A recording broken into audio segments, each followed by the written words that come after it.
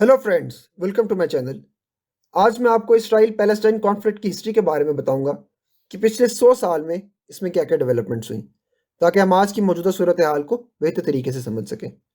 सबसे पहले मैं आपको बता दूं कि मेरे चैनल को सब्सक्राइब करने से आपको वीडियो लेक्चर्स के अलावा अपनी इंग्लिश वोकेबलरी को इम्प्रूव करने के बारे में और दुनिया के फ्लैग्स को बेहतर तरीके से समझने के बारे में भी वीडियो लेक्चर्स मिल जाएंगे। तो चैनल को जल्दी से सब्सक्राइब करें और इस सफ़र में मेरा साथ दें। तो आइए हम आज के लेक्चर का प्रॉपर स्टार्ट करते हैं। सबसे पहले हम इन कंट्रीज की ज्योग्राफी देख लेते हैं। ये दोनों कंट्रीज मिडिल ईस्ट के अंदर प्रेजेंट है, और अगर हम मिडिल ईस्ट के नक्शे को गौर से देखें तो ये रेड सर्कल एरिया के अंदर आपको इसराइल और पैलेस्टाइन की कंट्री नजर आती है। यहाँ इनकी नेबरिंग कंट्री जिसमें इजिप्ट, जॉर्डन, सीरिया और लेबनान की कंट्री प्रेजेंट है। इनकी लोकेशन को देखना और समझना इसलिए ज़रूरी है क्योंकि 100 साल तारीख में इनका बड़ा अहम किरदार है। तो इस सब का आगाज़ किस तरह हुआ? इसराइल पैलेस्टाइन का कॉन्फ्लिक्ट दुनिया के सबसे पुराने और कुछ लोगों के नज़दीक काफ़ी कंट्रोवर्शियल एक इशू है, और ज्यूज़ और अरब दोनों का क्लेम इस लैंड के ऊपर हज़ारों साल पुराना है, क्योंकि इस लैंड की रिलीजियस सिग्निफिकेंस दोनों रिलीजन्स के लिए बहुत ज़रूरी है और बहुत अहम भी है। लेकिन जो करंट पॉलिटिकल सिचुएशन और करंट पॉलिटिकल केओस है, इसका आगाज़ 20वीं सदी के स्टार्ट में होता है। अगर हम यहाँ पर इस नक्शे को देखें तो यहाँ हम ये देख सकते हैं कि किस तरह ओवर द टाइम और ओवर द सेंचुरीज ज्यूज़ ने एक जगह से दूसरी जगह माइग्रेट किया, और इनकी कभी भी कोई परमानेंट कंट्री या स्टेट नहीं रही। इन लोगों ने हमेशा खाना बदोशों की सी और सेटलर्स की सी ज़िंदगी गुजारी। लेकिन वक्त गुजरता गया और बाय 1800 उन्होंने रियलाइज़ किया कि if they have to survive, इनकी एक अलग अपनी कंट्री होनी चाहिए, इनकी एक अलग अपनी आइडेंटिटी होनी चाहिए। यहाँ पे एक कॉन्सेप्ट आता है जिसे हम ज़ायनिज़्म कहते हैं। इसको समझने की बहुत ज़रूरत है। 1896 के अंदर एक Austro Hungarian journalist Theodore Herzl ने अपने पैम्फलेट में इस कॉन्सेप्ट इसका जिक्र किया। बेसिकली ये ज़ायनिज़्म है क्या? ये एक पॉलिटिकल मूवमेंट है जिसमें कहा यह जाता है कि ज्यूज़ अपनी प्रेजेंस को रिक्रिएट करें इसराइल के रीजन में, जो उस वक्त एक पैलेस्टाइन का रीजन था। अगर हम यहाँ पर एक चीज़ देखें, ये ऑटोमन एम्पायर का मैप, कि किस तरह over the time over the centuries Ottoman Empire कितने बड़े एरिया पर मुश्तमिल थी। लेकिन वक्त गुजरता गया और ऑटोमन एम्पायर कमज़ोर होती गई और अपने एरियाज़ को वन बाय वन जो है ये लूज़ करती गई। और जब वर्ल्ड वॉर वन आई तो ये जो ग्रीन एरिया आप देख रहे हैं, सिर्फ यही ऑटोमन एम्पायर के अंदर बचा था। और इनिशियली जो पैलेस्टाइन का रीजन है, ये भी इस ऑटोमन एम्पायर के अंदर ही प्रेजेंट था। लेकिन जब ज्यूज़ ने इनिशियली यहाँ पे आना शुरू किया तो यहाँ पर मुस्लिम्स, क्रिश्चियंस और ज्यूज़ काफ़ी पीसफुल ज़िंदगी गुजारा करते थे। यहाँ पे कोई कोई डिस्प्यूट और कोई रेवोल्यूशन और कोई भी इस तरह की चीज़ नहीं थी, और एक combined Palestine country Ottoman Empire के अंदर सर्वाइव कर रही थी। लेकिन वो सिंस वर्ल्ड वॉर वन आई और वर्ल्ड वॉर वन के एंड पे ऑटोमन एम्पायर को डिफीट हो गई और ब्रिटिशर्स ने पूरे एरिया को कंट्रोल में ले लिया। यहाँ पे ब्रिटिशर्स ने काफ़ी चालाकी का मुजाहरा किया और उन्होंने at the same time native Arab के साथ, अरब रेवोल्यूशनरीज के साथ एक कॉरेस्पॉन्डेंस साइन की, जिसे मैकमोहन हुसैन कॉरेस्पॉन्डेंस कहते हैं, कि अगर आप ऑटोमन एम्पायर को डिफीट करने में हमारी हेल्प करेंगे तो हम आपको एक यूनिफाइड अरब कंट्री बना के देंगे। एट द सेम टाइम उन्होंने ज्यूज़ के साथ एक बेल्फोर डिक्लेरेशन साइन की, जिसमें उन्होंने कहा कि हम पैलेस्टाइन के रीजन में आपको एक नेशनल होम बना के देंगे।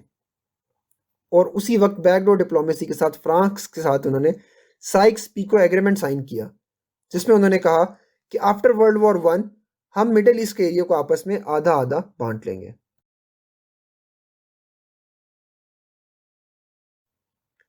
लेकिन उस वक्त इस लैंड के अंदर अरब की मेजॉरिटी होती है और ज्यूश की माइनॉरिटी होती है। तो ये चीज़ बिल्कुल सिंपल है कि this land belongs to Arabs. लेकिन ओवर द टाइम ज्यूज की माइग्रेशन बढ़ती जाती है और यहाँ पर काफ़ी रिजेंटमेंट, काफ़ी केओस और पॉलिटिकल राइट्स शुरू हो जाते हैं कि ये लैंड हमारा है। तो ब्रिटिशर्स के लिए डिसाइड करना मुश्किल हो जाता है कि ये लैंड आखिर में है किसका और ये लैंड आखिर में बिलोंग किसके साथ करता है। फिर आपने, जिस तरह मैंने आपको पहले बताया कि Britons were tasked as per the Balfour declaration कि they have to make Palestine the national home for the Jews. तो जो ब्रिटिशर्स हैं उन्होंने इस डिवीजन को और अपने रूल को डिले करते गए ताकि वो इस एफर्ट पे अपना काम कर सकें। ये वही वक्त था जिस वक्त जर्मनी के अंदर हिटलर के हाथों ज्यूज की मौत हो रही थी, और मैस लेवल पे इसको हम आजकल के दौर में सुनते हैं एज अ हॉलोकास्ट। इस टाइम ड्यूरेशन के अंदर 1920 से 1940 तक हजारों लाखों की तादाद में ज्यूज ने यूरोप छोड़कर इस रीजन की तरफ माइग्रेशन शुरू कर दी।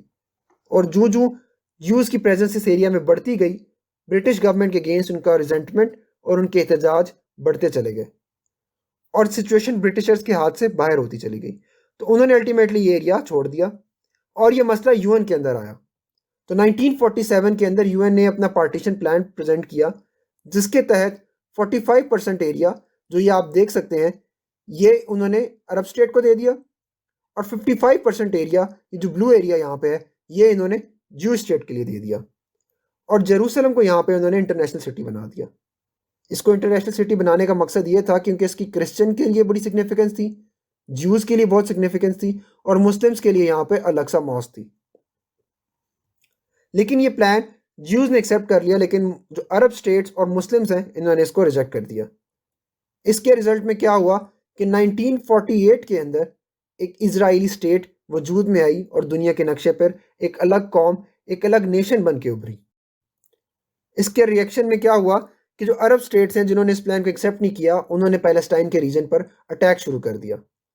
लेकिन इस अटैक के रिजल्ट में हुआ क्या कि ज्यूज को फतह मिली और उन्होंने मजीद एरिया कब्जा किया और वेस्ट बैंक का एरिया जॉर्डन को मिल गया और गाजा स्ट्रिप का एरिया जो है वो इजिप्ट को मिल गया। और जो जेरूसलम का एरिया है उस पर उन्होंने मजीद कब्जा बढ़ाकर आधे से ज़्यादा हिस्सा ज्यूज ने कब्जे में ले लिया और बहुत थोड़ा सा हिस्सा जो आपको नज़र आ रहा है ये पैलेस्टीनियंस के कंट्रोल में आया। फिर क्या हुआ, वक्त गुजरा और अरब कंट्रीज़ ने एक और वॉर स्टार्ट की जिसे हम 1967 की 6 डे वॉर कहते हैं। लेकिन अल्टीमेटली ये वॉर भी ज्यूज ने जीती और इस बार ना सिर्फ गाजा स्ट्रिप का एरिया, वेस्ट बैंक का एरिया, बल्कि पूरा इजिप्ट का ये डेजर्ट आप देख सकते हैं, ये पूरा जो एरिया है, ये सिनाई पेनिनसुला का एरिया, ये भी इस बार इसराइलीज ने अपने कब्जे में ले लिया। तो फिर हुआ क्या, सिंस इस रीजन को छुड़वाने के लिए 1979 में इजिप्ट ने पीस टॉक स्टार्ट की इसराइल के साथ और यूं इजिप्ट दुनिया का मुस्लिम मुल्क का पहला मुल्क बन जाता है जो रिकग्नाइज करता है इसराइल को। इसके रिएक्शन में होता क्या है कि जो पूरा सिनाई पेनिनसुला का एरिया है, ये पूरा इजराइलीज जो है वो इजिप्ट को वापस कर देते हैं। और इसके रिस्पांस में क्या होता है कि जो उस वक्त के इजिप्शियन प्रेसिडेंट अनवर सादात हैं, इनकी असैसिनेशन कर दी जाती है कायरो के अंदर 1981 में। कि उन्होंने ये स्टेप लिया क्यों और उन्होंने इसराइल की इलीगल ऑक्यूपेशन को किस तरह एक्सेप्ट कर लिया। फिर क्या होता है कि ज्यूज आहिस्ता आहिस्ता अपनी प्रेजेंस, ये जो वेस्ट बैंक का एरिया है, यहाँ पर बढ़ाना शुरू कर देते हैं और आहिस्ता आहिस्ता यहाँ पर अपने कंक्रीट स्ट्रक्चर्स, अपनी प्रॉपर हाउसिंग सोसाइटीज़ बनाना शुरू कर देते हैं और यहाँ पे एक प्रॉपर एक सोचे समझे चाल और मंसूबे के तहत जो फ़लस्तीन के लोग हैं उनकी एथनिक क्लेंजिंग स्टार्ट हो जाती है कि अल्टीमेटली यहाँ पे इस एरिया के अंदर एक डेमोग्राफिक चेंज लेके आया जाए और आहिस्ता आहिस्ता अगर वोटिंग भी हो तो अल्टीमेटली जो इसराइल के लोग हैं उन्हें फ़तह मिले। इसके रिस्पॉन्स में क्या होता है कि जो पैलेस्टीन के लोग हैं वो लोग यहाँ पे एक रेबेलियन स्टार्ट करते हैं। इंतिफादा लफ्ज़ का मतलब है रेबेलियन। ये उनकी फर्स्ट रेबेलियन 1987 से 1993 तक चलती है कि वो इस सेटलमेंट को और जो इसराइल की इलीगल ऑक्यूपेशन है उसके अगेंस्ट अपनी वॉइस को करते हैं और आर्म्स स्ट्रगल शुरू करते हैं। यही वो टाइम है जब यहाँ पे एक ऑर्गेनाइजेशन जिसे हम आजकल हमास के नाम से जानते हैं वो वजूद में आती है। हमास काफ़ी कंट्रीज़ के नज़दीक टेररिस्ट ऑर्गेनाइजेशन है जिनमें अमेरिका, इसराइल, यूरोपियन यूनियन और जापान की कंट्रीज़ आते हैं। लेकिन कुछ कंट्रीज़ इनको सपोर्ट करती हैं और उनके नज़दीक ये ऑर्गेनाइजेशन अपने हक़ के लिए आवाज़ बुलंद करने का हैसियत रखती है और एक रेवोल्यूशनरी रोल पे इनको देखा जाता है, जिनमें चाइना, रशिया, ईरान और टर्की की कंट्रीज़ आती हैं। फिर क्या होता है कि इस इंतिफादा को स्टॉप करने के लिए, इस केओस को स्टॉप करने के लिए 1993 में ऑस्लो अकॉर्ड्स साइन होती हैं इसराइल और पैलेस्टाइन के दरमियान with the help of America, जिसमें इनिशियली कुछ देर के लिए पीस इस्टेब्लिश किया जाता है। तो उसमें क्या होता है, ये जो लाइट ब्लू कलर का आप एरिया देख रहे हैं ये पैलेस्टीनियंस के कंट्रोल में आता है। ये येलो कलर का एरिया ये इसराइलीज और पैलेस्टीनियंस मिलकर कंट्रोल करेंगे और जो रेड कलर का एरिया आपको नज़र आ रहा है ये का पूरा एरिया जो है ये इसराइलीज के कंट्रोल में आना था। लेकिन विद टाइम ऑस्लो अकॉर्ड्स भी फेल हो जाती हैं क्योंकि इसमें भी जो विन है वो इसराइल के हिस्से में आती है। फिर क्या होता है कि पैलेस्टीनियंस जो हैं वो अपनी सेकंड आर्म स्ट्रगल शुरू करते हैं जिसे हम सेकंड इंतिफादा के नाम से जानते हैं। इसके रिस्पांस में इसराइली कम्युनिटी, इसराइली नेशन क्या करती है कि वो बड़े लेवल पे वॉल्स बिल्ड करना शुरू करती है वेस्ट बैंक में, अपनी सेटलमेंट्स को प्रोटेक्ट करने के लिए, अपने बॉर्डर्स को प्रोटेक्ट करने के लिए, ताकि लोग यहाँ से इलीगली मूव ना कर सके इसराइल और पैलेस्टीन के दरमियान, जिसे इंटरनेशनल कोर्ट ऑफ जस्टिस जो है वो इलीगल रूल कर देता है। फिर क्या होता है कि साल 2006 के अंदर पैलेस्टाइन की कंट्री में एक इलेक्शंस होते हैं जिसमें हमास पार्टिसिपेट करता है और हमास इन इलेक्शंस को जीत जाता है। इसके रिस्पॉन्स में जो वहाँ की पॉलिटिकल पार्टी पीएलओ है वो एक रेजिस्टेंस शो करती है और एक सिविल वॉर स्टार्ट हो जाती है जिसे हम बैटल ऑफ गाजा के नाम से जानते हैं। इसके रिस्पॉन्स में क्या होता है कि जो पूरा पैलेस्टाइन का रीजन है वो गाजा स्ट्रिप जो है वो हमास के कंट्रोल में आ जाती है और वेस्ट बैंक जो है वो पीएलओ के कंट्रोल में आ जाता है और दो सेपरेट एक कम्युनिटीज बन जाती हैं, एक सेपरेट रूलिंग पार्टी और रूलिंग गवर्नमेंट के लिहाज से। फिर वक्त गुजरता है और 2017 के अंदर इसराइल जो है वो जेरूसलम को अपना कैपिटल डिक्लेयर करता है और उसको अमेरिका जो है इंटरनेशनली वो एक्सेप्ट करता है। लेकिन अमेरिका के एक्सेप्ट करने के साथ यहाँ पे राइट शुरू हो जाते हैं और लोग धरने अफरा तफरी का आलम बन जाता है और इसराइली गवर्नमेंट जो है, इसराइली पुलिस और आर्मी वो मस्जिद अक्सा के अंदर पैलेस्टीनियन लोगों का नमाज पढ़ने से रोकती है। यहाँ पे आप लोगों ने मुझे कमेंट्स में बताना है कि वो कौन सा मीडिया हाउस है जिसकी बिल्डिंग को इसराइल ने जेट्स ने बॉम्ब किया था। Israel continuously use of hard power on Palestinian people और soft power in the face of the world के साथ अपने नैरेटिव को बिल्ड करता है और आहिस्ता आहिस्ता अपनी इलीगल ऑक्यूपेशन को जस्टिफाई भी करता है और इसको मजीद स्टार्ट रखता है।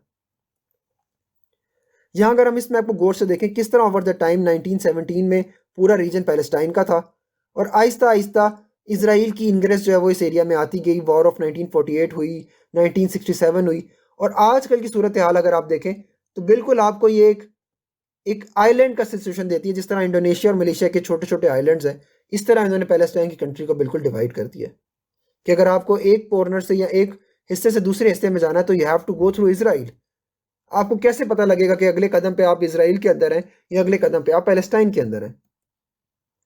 तो जो आजकल की मौजूदा सूरत हाल है उसमें इसराइली नेशन एक प्रॉपर ऑर्गेनाइज तरीके के साथ एक एथनिक क्लेंजिंग कर रही है कि अब सिचुएशन इस तरह की बन चुकी है कि अगर अब हम वोट भी करवाएं इस रीजन के अंदर तो आप ये देख सकते हैं कि मैस लेवल पर इसराइली सेटलमेंट्स यहाँ पे हैं और जो पैलेस्टीनियन पॉपुलेशन या पैलेस्टीनियन गवर्नमेंट है वो बिल्कुल छोटे छोटे चंक्स में और छोटे छोटे पीसीज में है कि अगर यहाँ पे पैलेस्टीनियन गवर्नमेंट बनती भी है तो उनका कंट्रोल इस एरिया में मुश्किल है और आहिस्ता आहिस्ता ये पूरा एरिया वेस्ट बैंक का जो है वो इसराइल के कब्जे में आ जाएगा। तो फ्रेंड्स, मैं यहाँ आपसे पूछना चाहूँगा कि आपके नज़दीक इस एरिया का कोई सोल्यूशन है, इस पॉलिटिकल सिचुएशन का, इस केओस का कोई सोल्यूशन है?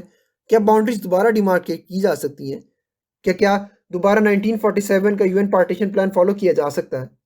तो इस बारे में आप लोग क्या सोचते हैं तो मुझे ज़रूर कमेंट में बताइएगा। अगर आपको वीडियो अच्छी लगी है तो चैनल को लाइक, शेयर और सब्सक्राइब ज़रूर करें और कमेंट्स में मुझे बताएं कि मैं नेक्स्ट लेक्चर किस चीज़ के ऊपर बनाऊं।